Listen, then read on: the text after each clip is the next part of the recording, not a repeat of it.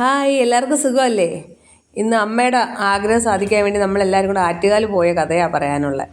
എനിക്ക് തിരക്കിലൊക്കെ പോകാൻ ഭയങ്കര മടിയാണ്. പിന്നെ ക്ഷേത്ര ദർശനമൊന്നും എനിക്ക് ശീലമുള്ള കാര്യമല്ല. എങ്കിലും അമ്മയ്ക്ക് വേണ്ടി ഞാനും മക്കളും അമ്മയും ഒക്കെ ആയിട്ട് ബസ്സിലങ്ങ് തിരിച്ചു. ബസ്സും ഓട്ടോയിലൊക്കെ ആയിട്ട് പോയി.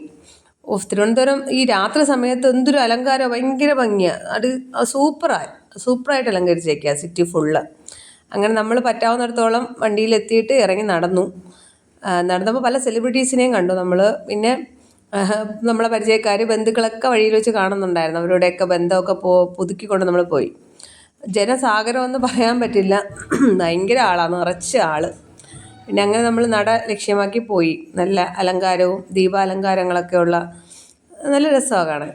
പിന്നെ നാരങ്ങ വിളക്ക് നല്ല നേർച്ചയായി നടത്തുന്നവരൊക്കെ നിന്ന് സുന്ദരിമാരായ കുട്ടികളും അമ്മമാരും പെൺകുട്ടികളും അമ്മമാരും ഒക്കെ കൂടെ ചേട്ടന്മാരും മാമന്മാരും ഒക്കെ ആയിട്ട് നിന്ന് വിളക്ക് കത്തിക്കുന്നുണ്ട്. പക്ഷെ അതിനൊക്കെ അപ്പുറം ഞെട്ടിച്ചത് തിരക്ക്. ക്ഷേത്രം അകത്ത് കയറാൻ വേണ്ടിയുള്ള ക്യൂ. അമ്മയോട് ഞാൻ ചോദിച്ചു, അമ്മയ്ക്ക് അകത്ത് കയറി തൊഴണോ? പക്ഷെ അമ്മയ്ക്ക് തൊഴണം. അങ്ങനെ പിന്നെ നമ്മളെല്ലാവരും ക്യൂവിലൊക്കെ നിന്ന് പോയി തൊഴുത് തിരിച്ചു വന്ന് നല്ലൊരു അനുഭവമായിരുന്നു. അടുപ്പൊക്കെ ഇന്നേ പിടിച്ചേക്കുക. ഇന്ന് ചൊവ്വാഴ്ചയാണ്.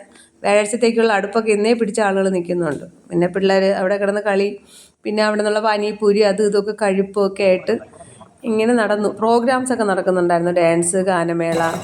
പിന്നെ കുറേ നേരം ഒക്കെ അവിടെ നടന്നിട്ട് തിരിച്ചു.